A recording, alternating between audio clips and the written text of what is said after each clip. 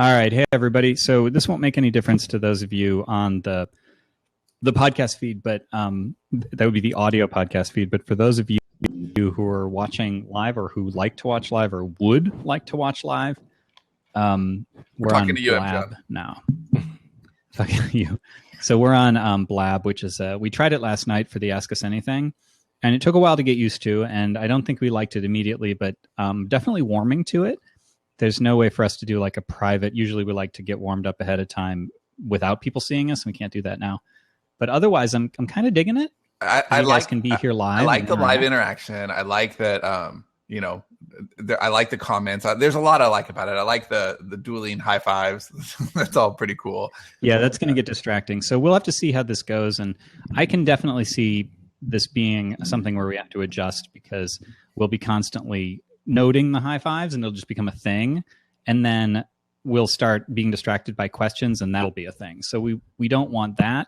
But we'll see how it goes. It's kind of cool as long as we don't get carried away. Yeah, right. It needs to enhance the show, not detract from it. But Google Hangouts was just getting to the point where it was so unreliable, and it took our comments away, and it was kicking Johnny off constantly or making us install plugins. It was just the worst. The worst. Well, let's be fair. If it's gonna kick somebody off, it should be Sean. Right. Yeah, totally. So anyway, there you go. Yeah, and so I guess we'll just rock and roll here, but today's topic is going to be having an A story and a B story. I can't actually figure out how to change the topic on Blab, but that's what it is. And we'll talk a little bit about what that means, but basically if you kind of lose the thread on a story or you're having problems, then it's helpful to have something else to jump to, and actually Sean and I ran into this today, and I guess on the CI side, you guys had something where you wanted to change direction too, and so just good things for people to know, even if they're not collaborating or working on a ton of stuff. Yeah. Oh, actually, I'll wait until we're actually into the topic to say anything. Yeah, I have to confess, I have to get used to this because I am getting distracted by seeing questions pop up and that kind of stuff. Is there a way to maximize? Is there a way to like no distractions mode in Scrivener? You can, I think what I might do is simply pull my window to the side so that I don't see that. So it's like, yeah, I can do that. Well, what I'm doing is I made it split screen because in the new OS for Mac, you can divide your screen. And so half of my screen is Slack so that, I can message you guys if I need to. And then the other half is this. So it doesn't allow me to move the window within that, unfortunately. Oh, all right. So anybody have, and I forgot about Slack since there's no comments. Okay. So anybody have anything cool? My something cool is Dave's grandma muff. I think it's pretty awesome just watching him bury his face in that thing. Dave has what's known as, and I'm not making this up, a dead cat on his microphone. That's actually what they call that thing. And it does look like basically if he lowers it so that you can just see the top of it, it looks like, which is how he's John King is sitting in front of him in a stadium. Al Sharpton. Right. Yeah, Al Sharpton's another good one. It's sort of it looks like a dead cat, and that's what Dave is speaking into right now. He may actually be speaking into a dead cat. Just be fair, like that may not be. Well, it is Dave. That's possible, right? Well, we never kill a cat. Well, yeah, but I didn't say you killed him. Found one that was already dead. You might as well upstairs to feed the children, and it happened to be down there, and then you're like, "This would look good on my microphone." That's possible. I don't know, something cool. I saw a movie last night. Finally, that it's Birdman, right? So I'd watched Birdman a year ago after it won Best Picture. And I tried to watch it. I hated it. Yeah, I hated it last year. And I didn't know if part of it was just my anger that Boyhood didn't win Best Picture, because to me, Boyhood, it doesn't matter how good the second best movie is. Boyhood took 12 years to make and is remarkable. So it wins. It wins anyway. Just if it took 12 years to make, that's such a unique piece of cinema that's kind of what I think the best picture should be about. I just happened to catch Dave with the thing in front of his face now. Yeah, it's hot. So I watched half of Birdman, and then I thought, this is bullshit. I hate this movie, and I turned it off. And I just wanted to give it a chance again because, I don't want to be closed-minded. So I watched it again from start to finish, and it's a much better film than I gave it credit for the first time. It still shouldn't have won Best Picture, no way. But it does have a lot to say, and there is a lot of really cool stuff about it. The way the movie's made, it's not one continuous take, but it's intended to trick you into the fact that it's one continuous take, which is kind of cool. And it says a lot about art and, like what we were talking about. I don't know if it was last week or the week before, but we were talking about the difference between, kind of chasing your muse or chasing the commercial stuff.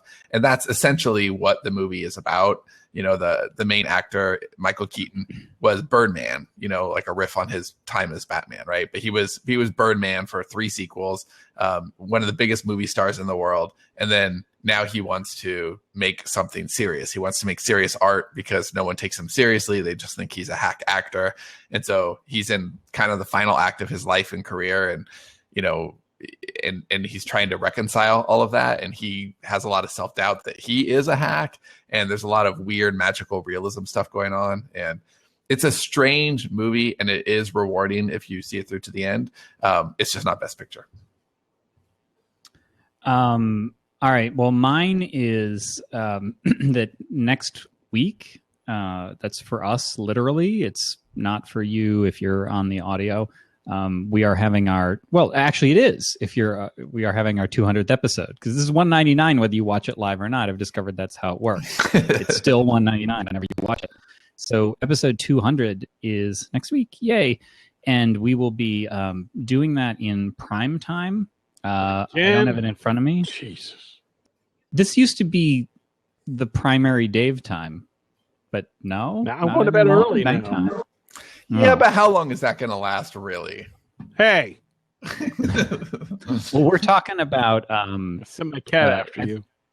I believe it's at 8 o'clock, right? I don't have it in front of me. 8 o'clock p.m., is that right? Somebody want to confirm so Amy doesn't yell at me? Yes, that's although correct. She probably will if you don't. Okay, so 8 o'clock p.m. Eastern time. We'll send out a link. Actually, Amy will send out a link.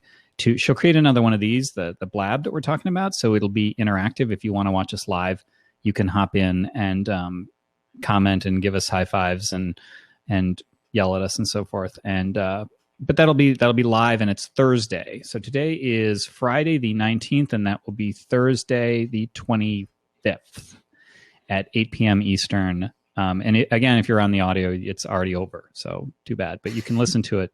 You can listen to it non-live, which will be great. So there you go. So if you're interested, make sure you're on the Smarter Artist list, and you'll get that email and the link to the Blab.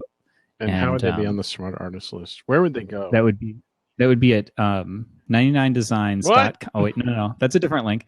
It would be at sterlingandstone.net/repeaters, as in write, publish, repeat, repeaters.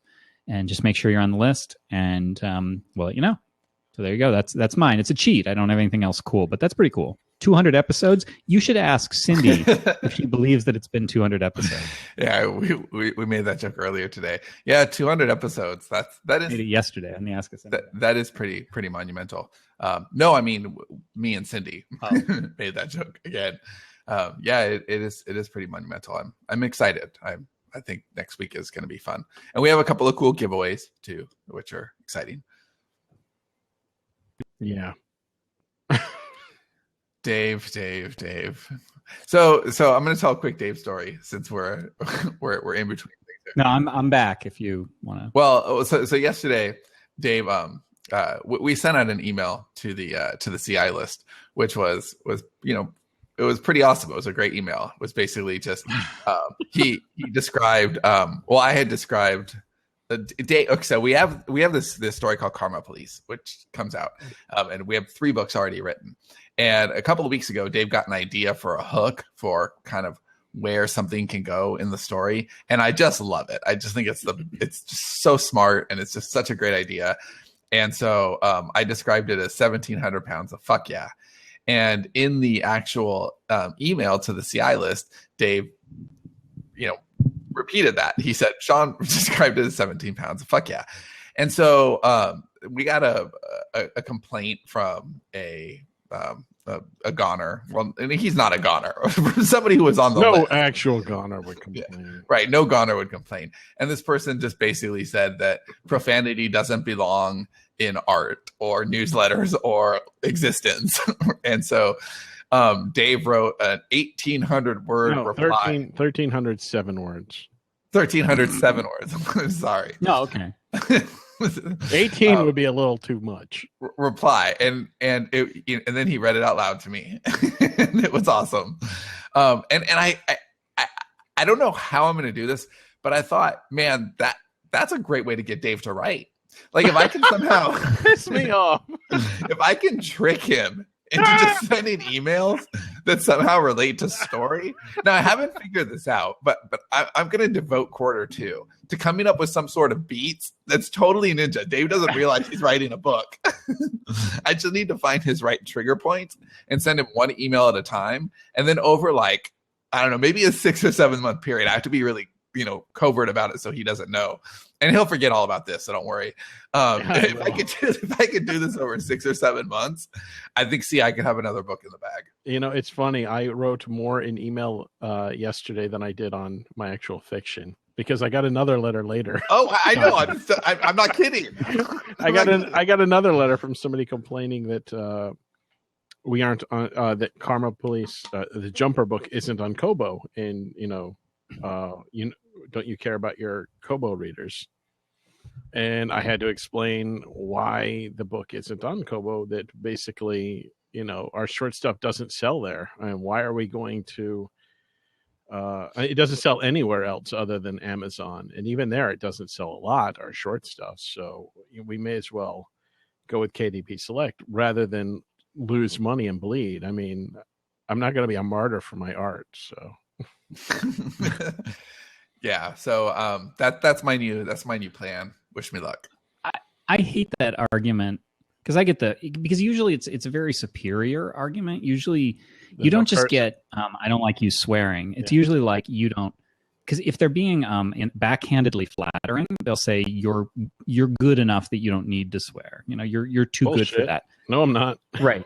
Or they'll say, well, they'll it's imply like, it that it's can't be an artistic choice, right? It can't be a choice. I'm choosing to swear. And Dave's email was great. It addressed all the stuff that we would all agree with, and we've had that with critics of the show. Like why do you guys feel a need to swear, and why don't you just knock it off? And it's because, well, that would kind of ruin the vibe. Like the vibe of the show is three friends talking, and we're not really monitoring ourselves in that way. And our fiction comes from a really honest place. It doesn't mean we always have to do it. We're perfectly capable of writing fiction that doesn't have any swear words, and all three of us have done it in different contexts. Just like we're capable motherfucker. Just like we're capable of not swearing around our children or our wives most of the time. Well, unless we're building a basketball hoop. Oh, is that for whatsoever? No, I don't know. I can't wait. I'm going to post that on my blog, davidwright.com. The email, because I may as well post on the blog so I can just send it to everybody that sends me a nasty email. One quote from it is, I actually put on Twitter yesterday, where I said, I'd rather be honest with my dirty words than a hypocrite who hides behind clean ones. And that's how I feel. So I told him that he should make a Simpsons style brochure. So you've been offended by Collective Inkwell, and just include all sorts of. But like a drop down box, like what we did to offend you. Hitler reference A. It'd be like Mad Libs. We're so sorry you were offended by, and there's a drop down where you have to choose what you're offended by because you are A, and you have to choose why you're offended. Yeah, what offends me though, personally, more than anything else, is a shitty book cover, especially if it has profanity on it. Oh, like I saw this really terrible book cover that it was called the Shitstorm of Mars, and that offended me artistically and morally. I was morally outraged. You know what's even more offensive than that? Bad book covers. Book covers that aren't even trying. Book covers that people just slap together. Right. All right. So do you want to move on to our topic? Yeah, our topic. No. You don't have to do that, though, anymore. You don't have to have a shitty book cover. because the folks at 99 Convince me that I Designs, care more about this topic, Dave, because I'm seriously considering whether I want any more follow-up here. the folks at 99designs.com/SPP are there I do for know you. those people. I do know them, and they are fantastic. Those are the billions of designers, some which may or may not use ayahuasca to achieve a higher consciousness and tap into the Godhead to find the inspiration to create your cover. And they're going to create. Interrupt real quickly to say that I was working on Judgment recently, which is in the Invasion series, and Sean kept the original cast, and Mother Ayahuasca is in the cast list. So I was looking at Mother Ayahuasca images, and I was just thinking, if only this could be incorporated into a book cover design. Well, if you wanted to do that, you can go to 99 Designs, and I guarantee that somebody will be able to do that for you. And they're going to make it look like a bestseller, and that's the important thing. You want your book to look as awesome as possible. And wow, this ad read just feels really weird talking with this thing over my face. Bury your face in it. Bury your face in it. Hey, Johnny, do you want to write the book Mother Ayahuasca? Sure, Sean, I'm sure that's been written. You can't wait a minute to ask that? No. So, yes, 99 Designs, every time we've used them, we've had more awesome covers than we could choose from, and you will have the same experience guaranteed. And there's nothing to lose, because if you don't like the designs, you just walk away. And, you know, to the tune of Boys to Men, so hard to say goodbye to yesterday. And, you know, just go ahead and do your other shitty design. Do you think that's the first time that they've had Boys to Men incorporated into an ad read? Do you think that that's on the standard? And ayahuasca at the same time? Yes. Yeah. Do you remember actually when we started our 99 Design sponsorship? I'm pretty sure that our original contact sent us like possible scripts. Do you remember that? I think I remember. And then they realized we couldn't read. Yeah, the new rep doesn't even bother. We used to, right, exactly. I still wonder if the new rep has actually heard any of these ads, and if so, when we'll be getting. When they're going to jump out the window. Right, because there's got to be some sort of a law being violated here. All right, so start your custom design today at 99designs.com/SPP. Use that link. You get the free power pack valued at $99, which is almost as good as listening to Boys to Men sing "It's So Hard to Say Goodbye to Yesterday." Hard to say goodbye. I can't. I'm not going to interrupt this. This is classic. I'm really feeling the emotion here. So 99designs.com/SPP. Get started today. Boom.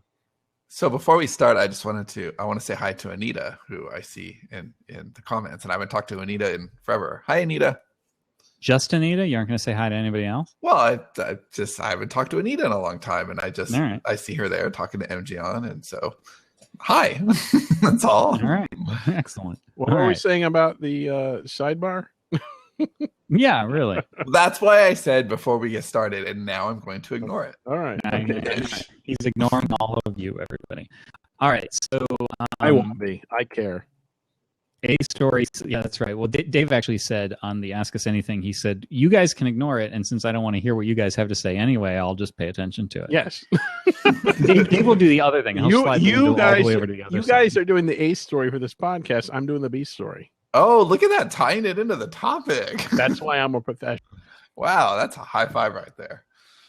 Yeah, so we were actually Realm and Sand's MO is sort of, and I know that originally we used to do one thing and now we do something else. So it used to be that Sean would write the beats after we had a story meeting. I would write the entire book, and then he'd get the entire book.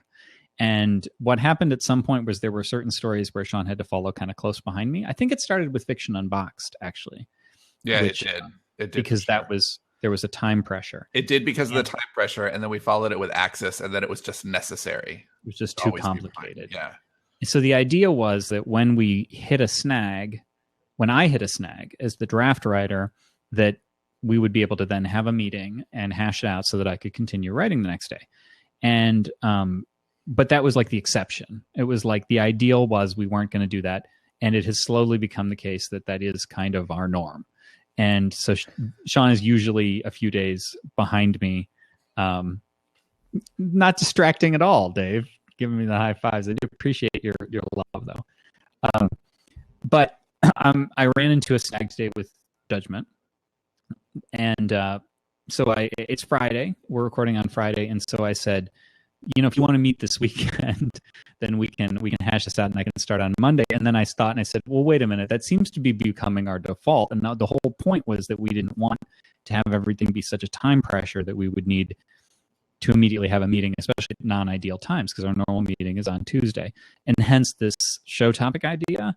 Now, we're collaborative partners, but for anybody else, if you get stuck, you may need to kind of take a breather and recalibrate. And so having something else to work on is an excellent way to keep your productivity Yeah, up. that's actually the point I was going to make at the very beginning of the show, is that, this is one of those things where it does make a lot of sense for us, because we are collaborative. Everything we're doing is getting passed back and forth. And so, we're waiting on each other.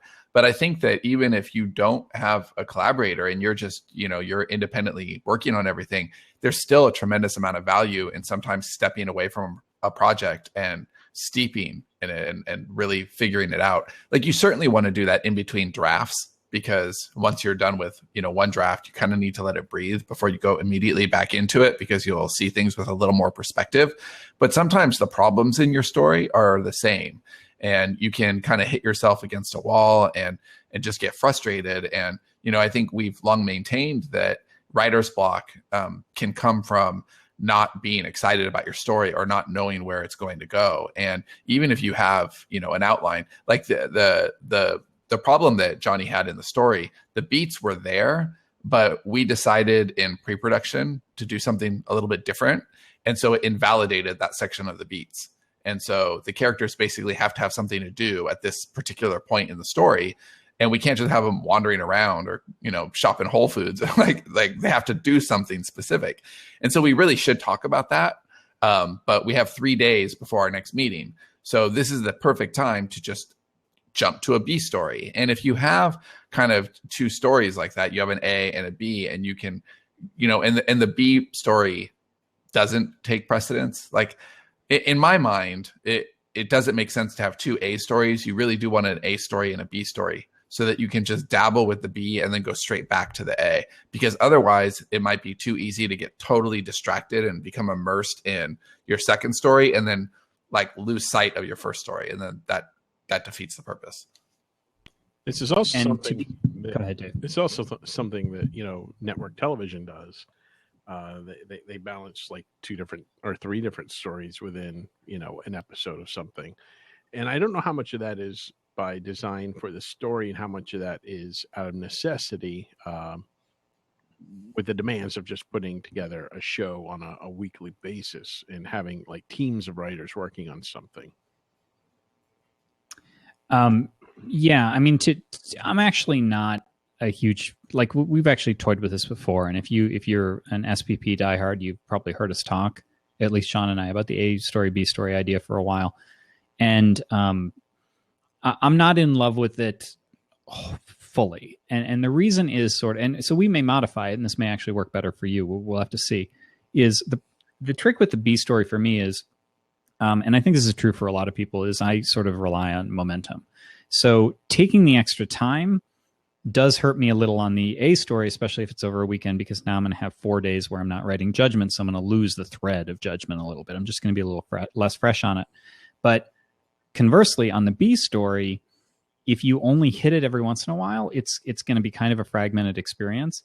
So one of the things that we've had success with, and this hurts our overall fiction productivity just because of, well, you'll see in a second, but is something entirely different. So there was a period of time where iterate and optimize needed to be polished. It just needed my going over it again. And since that's, number one, it's nonfiction, and number two, it's kind of fragmented. Like, nonfiction is written modular, at least ours. It's not one continuous story. And third, it was editing. It wasn't fresh copy. That was easy to go in and out of, and I was going to do it in the afternoons anyway. It doesn't mean that it means we fall behind on our overall fiction production schedule. And if we're going to continue this way, then we would need to plan that way and just understand that every story may take 15% longer.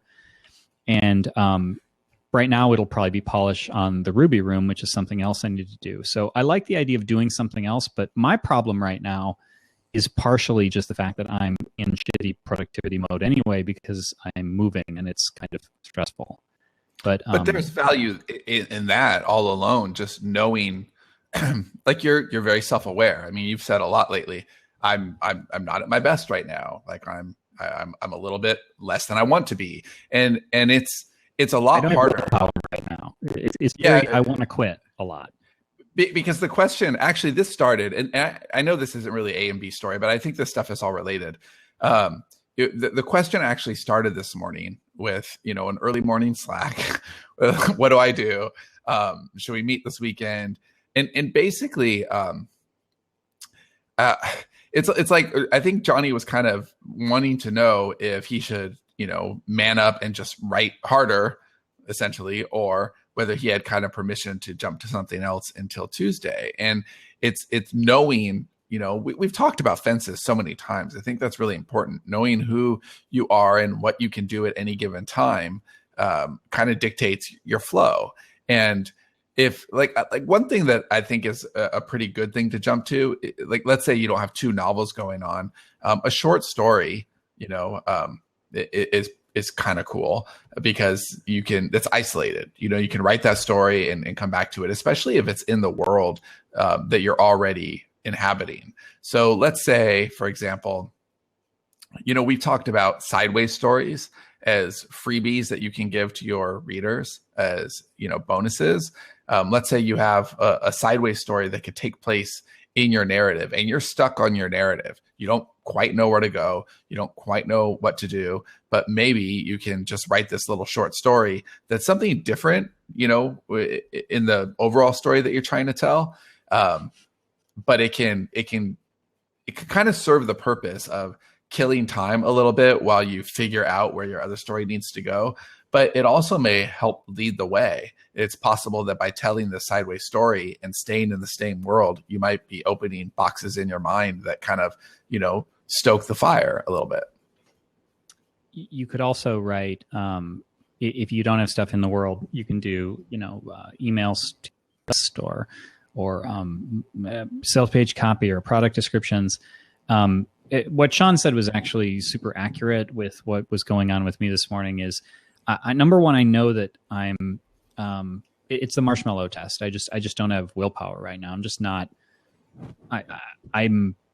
I can't stick to things the way that I used to because I'm maxed out. Like I'm at my limit. And so I was basically saying, you need to tell me if this is reasonable or if I'm just being a wuss and I should just do the damn words. And do we have time? Is this going to screw something up? Is this going to be the case where when we add 3 days in here, because I got very little done today. I got about a third of my normal words. So, 2/3 of Friday and then Monday and Tuesday, I was going to be working on Ruby Room polish instead of Judgment. And I'm just aware enough to know that that's going to continue. Like Judgment will stretch a little longer. I'm not going to not be moving when we're writing the next one, so that may be a little longer.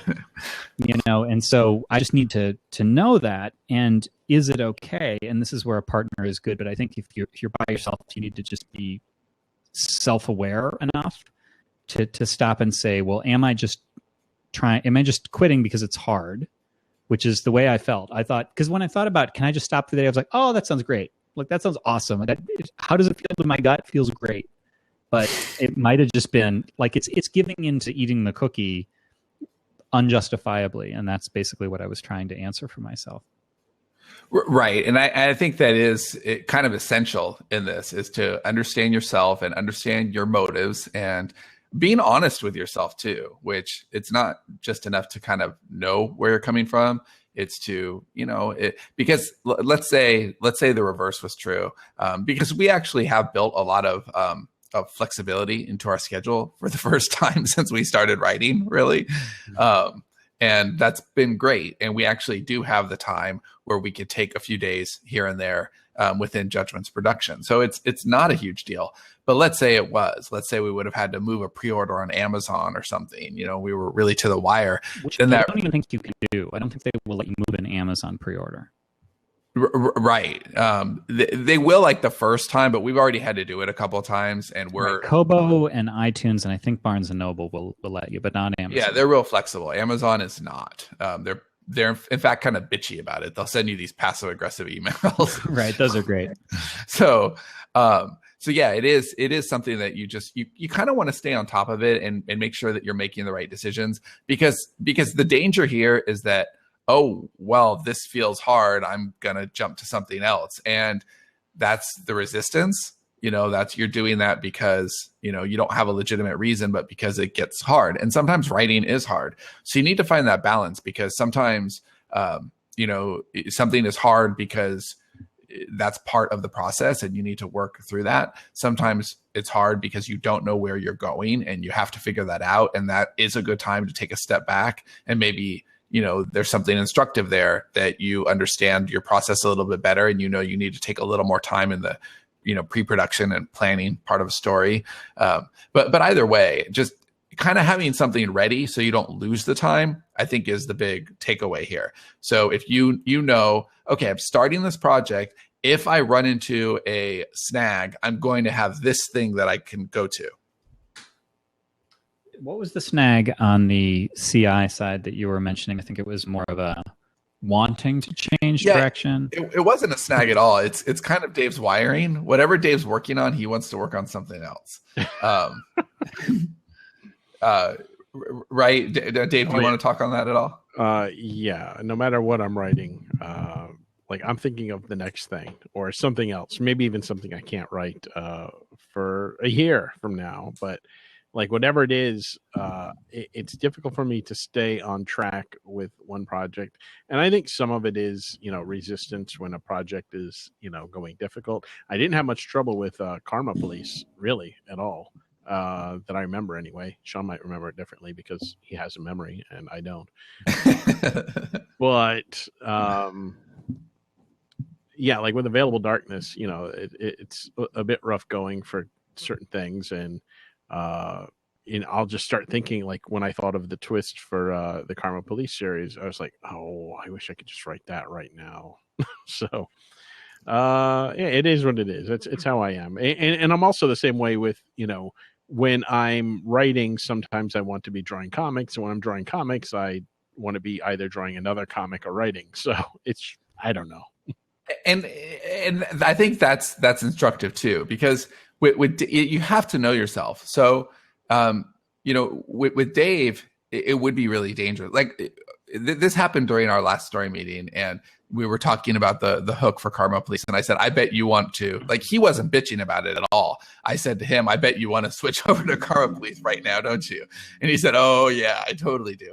Because I know that, Available Darkness there's a lot of world building. So that's more of a struggle. And Karma Police, they're kind of bite size, so you can feel a lot of success. And I did a lot of the world building before I was writing that story, and it's a smaller world. I mean, of what we know of it at the moment than Available Darkness has a lot of moving pieces, and it's always tough when we do the last of any book. Right, it has a lot of heavy lifting to finish out. But even with the comic thing, I was drawing one earlier today for a client, and I was really hating it because I was drawing. I thought my drawing was really shit. And I just, I felt like the biggest hack in the world, and I just didn't want to do it. I just wanted to do something else. So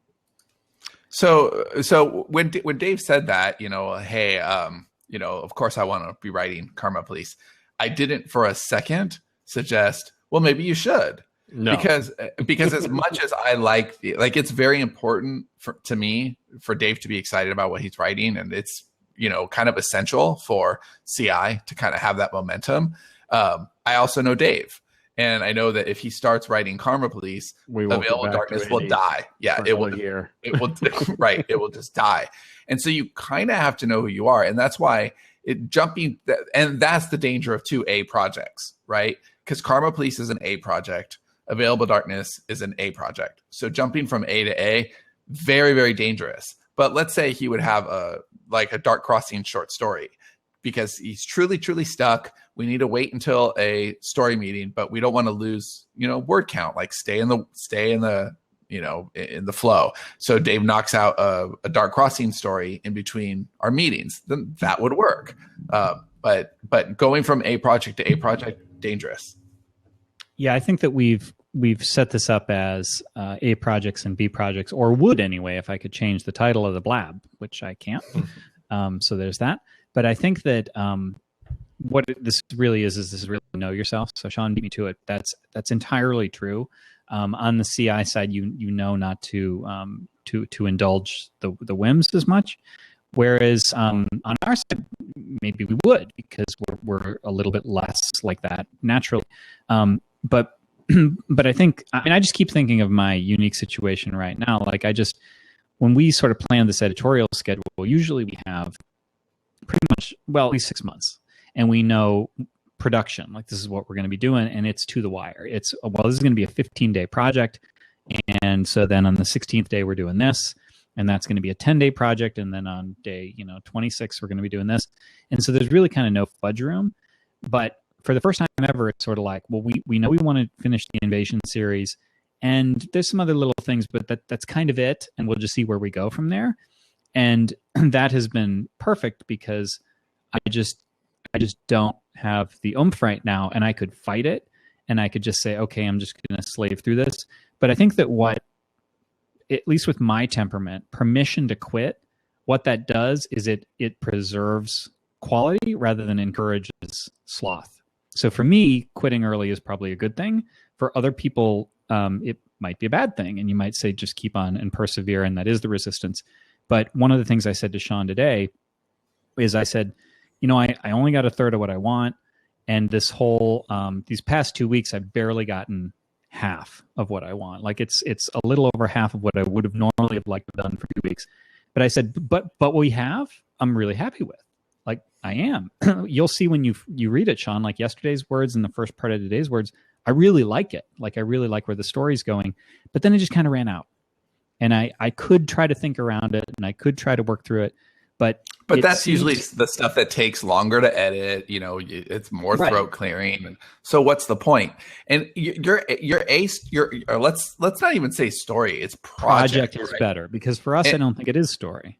Well, but for a lot of people, it's not. Like maybe you want to stick with one book. Maybe you're not juggling many series or many novels, and that makes sense, because for like what we do is kind of stupid in a lot of ways. It's too much, right? But let's say you have one book, you're working on one book at a time, then maybe your B project could be developing an autoresponder series for your list, or working, like I think you mentioned earlier, working on your product descriptions.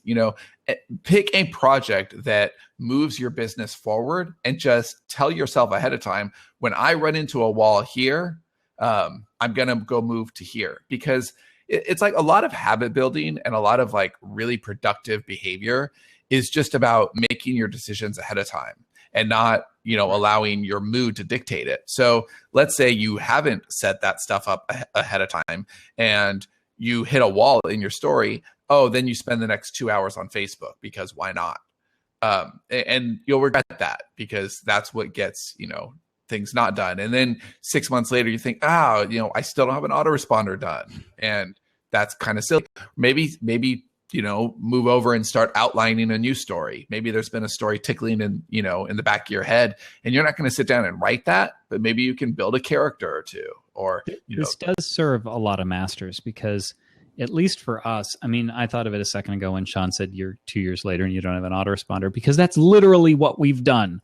2 years later and we still don't have that autoresponder done. But it's the sort of thing where that is a welcome. When I'm having trouble with fiction, moving into just about anything else is going to be welcome. So it's usually difficult to figure out that autoresponder thing. But after I've had a hard day writing fiction, I'm going to welcome it. I'm going to step right into it. And so why not use that time? Right now, I was complaining is a strong word, but definitely mentioning that the edit on Ruby Room is really hard so far, really hard. And so that's not normally, like, I was dreading it, because again, like, willpower is finite. And so by the afternoon, I was just, which is when I hit it, I was just like, oh man, I do not want to do this. It's too hard. But I'm getting out of the fiction, which I'm having problems with, So that's a relief. And I'm hitting Ruby Room, Monday and Tuesday I'll hit Ruby Room, which will be welcome because it's easier, but I'll be doing it earlier. So I'll have more willpower. So it really kind of is perfect. But I like the idea of B projects instead of B stories for the reason I gave earlier. Yeah, I think that's better. More applicable to most writers, honestly, who aren't going to have multiple stories. Well, right, because again, we tend to overachieve there, but I think that every single because again, if you're a writer, then you should be thinking of your writing as your business, and there's always things you can do to make your business better, right? Like always, there's always things you can do, and so it's about preparing. It's about having those things ready. So you're not wondering what to do next. And because we all hit snags in the story, like always. It's very rare that you get through an entire body of work, start to finish without ever hitting a wall or feeling frustrated or wondering what to go. And yeah, you can eliminate a lot of that by, really thorough pre-planning, but still you're probably going to have those days, and just, not wasting them on Facebook is better. Dave, what are your ideas? I feel like there hasn't been enough Dave in this episode, and I really want to see him speak into that monstrosity. So, hey, can you lift it up a little bit? Yeah, there we go. All right. What are you? It really does look like a raccoon exploded. So, I'm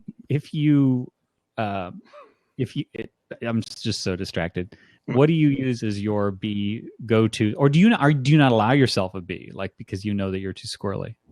I have a B, a C, a D, and an E, and an F. I mean, Does Sean allow you to do it then? Maybe as a more appropriate. He doesn't know until now. I've just peeked under his mattress. Dave, are you writing a B story in there? No, just a second. Mom. Now I have some Dark Crossing stuff, stories that I work on every now and then when I'm in between things, or I write down, plots for, the various books. I work them out. I like to write longhand in journals because I'm a teenage girl. So, yeah, that's what I do when I'm struggling with writing, and I still want to write something rather than get up and go for a walk or something. And I feel creative. I feel creative, but I might not be feeling the thing I'm working on for whatever reason. Then I'll work on one of the other creative projects I've got, on the back burner. Yeah, I'm kind of lucky just by nature of, what I do. I always have A and B, right? Because I'm working on a lot of different stuff at any given time. I can jump to beats. I can, right now, actually this could have been my something cool. I started the Dead City screenplay. And I'm really excited about that. Like, that's really, really fun too. It's a totally different style of writing, and it's really cool. But and that's not really something I'll get stuck on, but that's almost like the perfect B project. Once I'm through the rough draft and it's about shaping what I already have, I could jump to that at any given time. Once, if I hit a wall on anything else, just go there. And I do hit walls on beats sometimes. Like I feel a little bit, I'm not really feeling this right now. I'll come back to it later. And that's a perfect time to go jump into something like that. One of the things I think that when Story Shop is done, that's going to be an ideal B project scenario for me. Yeah. Because it allows you to dabble and dip in and out. And it's not like, it doesn't feel like a thing, like a big, huge effort. It's something you can dip into and out of. I'm going to write a little bit on this character, that sort of thing. Well, because it also feels like play. And I think sometimes if, we're lucky. Our jobs are, it does have a lot of play, just as, normal what we do. But world building is just, it's more play than work. Even though it's, you're building things that you need to do later when you're actually writing. That story building, that world building can be a lot of fun, and being able to kind of dabble in there with Story Shop, where you're still moving your business forward. You're still moving your art and your catalog and all of that forward, but you're not having to sit there feeling frustrated, because you shouldn't feel frustrated. Sometimes it's part of the process, but if you, if you prepare for it, it's just never going to be as bad. So I don't know if Dave just said something behind the scenes that I'm actually sort of feeling as well. We may have, I mean, unless you feel you have more, Sean, at it, we may have kind of exhausted this topic. So I was wondering End the show. if we should. Well, MGon has a question. What? Okay, What? I was. Oh my! Thank you. I was going to say questions from the doc, but yeah, if we have a live one, if you guys have questions, it's /Q space and then ask your question. Okay, just a little background here. Usually, when we did Google Hangouts, we could talk amongst ourselves before the Hangout went live, and we could kind of figure out what we were going to say and plan it out a little bit. This one, we just kind of went into it blind because this is all live on air. Yeah, and our second time using Blab. Yeah, right. Okay, so MGI wants to know, do you think nonfiction writing would make a good combination with fiction writing as an A-B, or would it be just too different? That would be ideal for me, I think. Yeah, I think it's actually great because, I mean, and I'll use Dave as an example here. A lot of times I'll want to talk story. So, for example, right now we have Available Darkness, and I'm going to be taking lead on White Space, later in spring. And, I'm not quite ready to talk about it, but I'm actually putting off reading the first two books because I don't want to get too excited talking about it because I'll really want to. And Dave said many times, I'll want to talk about something. He's like, dude, I stop it. I can't juggle two story worlds in my head at the same time. That's not good for me. I don't want to do that. And so, if we were writing a book, a nonfiction book together, then that's not going to compete at all. You've got your story world, you've got your characters, and then you've got this informational text that you're trying to detail something out. It's apples and oranges. I'm actually trying to find those questions. We have a list of. Yeah, I can't find it. It's I'm looking in my drive. If anyone else, let me see. Okay, so MJN already popped that one up, but I don't see any others. This is kind of cool for Blab, and maybe we. On the shows where we don't have a guest, maybe it makes sense to just sort of plan for a Q&A section. One thing I will mention just real quick while Sean is looking this up, because I meant to mention this anyway, was that just to remind you guys about the Iterate and Optimize podcast. So I mentioned a few times, but if you go to our podcast page, the link is sterlingandstone.net/FM. You can find the Iterate and Optimize podcast, which is, for our Iterate and Optimize book, which is going to be coming out in like a week. It's the audio feed, which will be great. And the other thing I would just mention one more time is the Smarter Artist Summit, which is really shaping up. I guess this is probably a final call for those of you who need to book flights and hotels, because our hotel deadline is February 26th, I think, is when our room block expires. So if you've been on the fence and you're thinking you're going to come, I do it now. SmarterArtistSummit.com. Okay, so we do have a few questions here. We'll start with Kirsten. Hey guys, I don't know if you'll see this, but I have a question about how you plot out your stories. We saw it. How do you guys ensure that you have all the elements a good story should have? Do you have a specific method that you use? I want to just say I love your show. I'm 22 years old, and you guys are my heroes. Thank you for being awesome. Inspiring youth around the world. Yeah, that's really cool. We do have somebody coming to the summit who is 18 and a full-time self-published author, which I think is really cool. No, I think for the most part, it's instinct for us at this point. But again, we're pretty steeped. We all read a lot. We watch a lot of TV, a lot of movies. We really understand story structure. And we also are there to balance each other's work. Again, that's something where collaboration really helps us win here, is that, we're all reading each other's works. And if something is missing, we're kind of there to spot it. You guys? I certainly don't have a list of elements. Like Sean said, I think it comes down to feel. We've all got to be pretty close to our literal 10,000 hours at this point, and you just get a feel for the rhythm of stories and what comes next. I can just off the top of my head, like, you want your hero to change or improve in some way. For sure, you want an internal journey as well as an external journey. You want an external force opposing that? Right. They want stuff. They can't get it. They have to overcome it. I'm always reading books on craft too. Like I never really stop that. So I continue to read, that stuff, and just hope that, we're always getting better, and really paying attention to that stuff. And I think the more we write, the more we see, and that kind of thing. So just time. But I think that I'm not a really big believer in checklists either for that purpose anyway. I don't think any of us have ever gone through all of our stories at the very beginning and said, okay, does it have this? Does it have this? Does it have that? Because although to in me, some cases we maybe should have. maybe. But I think that, you want to hone your instinct more than look for a checklist. I think, you guys would agree with that, right? Mm-hmm. Yeah. We have a question. Scott Moonwriter says, what is your favorite book on the craft of writing? I'll give you two guesses what they're going to say. I'll surprise you. I know. Yeah. On Sean's writing. going to say Stein on writing. But yes, Stein. Well, no.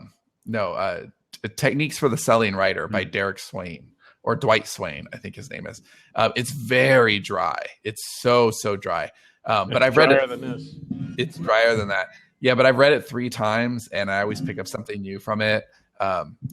Especially if you're really big into outlining your stories ahead of time, it's really great for that. It kind of goes over the elements narrative should have and how it should flow, but it is really dry. But again, that's Techniques of the Selling Writer. It's a great book. Just real quick for MGon in the link, you just said, what is the link for the Iterate and Optimize? That's the Iterate and Optimize podcast. It's just sterlingandstone.net/FM. But that's just, you can just search for it on iTunes. That link redirects to iTunes. And then the next question we had from our list here was... We didn't all answer that question. Oh, I thought you didn't like it when literally everybody weighed in on literally everything. So, but go ahead. Sure. They asked what our... well, I know you were going to say Stephen King on writing. All right. Right? Yeah? Okay. Yes. Mine is Ray Bradbury, Zen and the Art of Writing, which is only available in paperback, maybe hardcover, but it's not on Kindle yet. Does it hurt if you do Zen wrong? Is that a problem? Is it allowed? You're allowed to read that? You into another branch of reality, right? I hear. All right. Yes. So from Carl asked, wondering what headphones the boys would recommend. I have a strong recommendation for this. There may be fantastic studio headphones that I just don't know, but I swear to God, every pair of headphones, like you go to those displays in the Apple Store or a Brookstone in the mall or audio places, and I swear they're just all like uncomfortable, hard little things. And these headphones are just so comfortable and awesome, and they're only $100. So I would recommend the Sony MDR 7506. That's what Dave used to have them, but mine fell apart. My wife got me for Valentine's Day the Sony wireless ones. I haven't tried them on yet. That's cool. Wireless. Those are the boss. Yeah. I'm not sure. Yeah, I'll let you know. So, I like to keep everything in a box for a little while before I open it. For the Most podcast, I have the push on your ear. I like these big things that go around my ear. Yeah. For the podcast, I have the same, the Sonys. But on my walking, my earbuds haven't been cutting it because I have to turn the volume way the hell up, and it's just too loud. But otherwise, I hear a lot of background. So I got these. It's a pair of Beats, and I love them. They're my favorite headphones I've ever had. Well, why not wear the big Sony ones on your walk? Well, because this got this big old giant Mongo cord right there, and these are really light. And see, now I tried Beats, and I was like, I just don't see why everyone likes them so much. They're comfortable. They're so small compared to the Sony. But compared to these, you feel that they're comfortable after wearing these? They just feel like these little hard nuggets against my ear. I don't think anything's as comfortable as the Sony one. Well, yeah, no, these are more comfortable, but the sound quality is excellent, and I'm not going to take these on a walk. They're just too big. They're too Mongo. Lifehacker has a good article that I just saw recently, which has like the best earphones like by price range and stuff. Look on lifehacker.com and just search for the article on the best headphones, because they have quite a few good suggestions on why they're good. These I wear these all day. I wear them in the morning to listen to music. I wear them for the podcast. They're probably most of my working day. So do you want to you take them on walks with you or to the gym? No, I don't. No. At the gym, I just wear earbuds. No, I don't. These stay in my office. I'm not moving them. Scott Moon asks about Bose headphones. Never tried them. The ones I've seen were always way out of my price range. Yeah, I had a Bose radio, but I didn't. They were like how Johnny feels about Beats. I didn't see what the big deal was. I was disappointed with my one Bose experience. All right, so I guess this is it, and we can do this. We can toss in little Q&As when we have a show or we feel like we've covered it. So how do people that are watching right now find us again for Worst Show Ever? Because we're about to do that. Do they click on? Do we have a channel or something? How does it work? There is a page. I'm just so new to this, but there's we do have a page. I just don't know what you click on. There's a Sterling and Stone archive page. MG knows. He's right there. Oh, thank you, MG. Yeah, but that's the actual. That's the actual link to Worst Show Ever. How do you get that? Well, MG, do you know where the Sterling and Stone page is? It's something. Hold on. Yeah, all right. Let me see if I can just find this on the fly here. But I know we have one, and I just don't know what it is. And it's just all of us are just going to have to kind of figure this out. You could certainly search. Maya Blab. says, I think it's blab.im/Sterling and Stone, all one word. All one word. Okay, so but I mean we're learning Blab. So far we like it. I do wish we could have a little bit of off the record. Now what's funny is they call off the record when you're not recording. That's what they call it. But I mean truly off the record. I mean that link doesn't work, Maya. But okay. No, it's Sterling -and -Stone. No, Amy just told it. It's blab.im/Sterling_Stone. Oh, that's right, because it's the Twitter handle, and we're using the everything on Blab is by Twitter. So we're using the Sterling and Stone Twitter account. Mine is just out there. Like Sean and Dave are actually using theirs, but mine is just going to waste. But that's okay. We'll build this account. So yes, if you go to blab.im/Sterling_Stone, which is again that's the Sterling and Stone Twitter account, it'll show you all of our replays, which are anything we did in the past. And there's a scheduled tab that shows Worst Show Ever, and I assume that's how you would keep up with it. So there you go. We'll figure it out. Yeah, I think you can just subscribe from the page, and then you'll get an email whenever we do anything.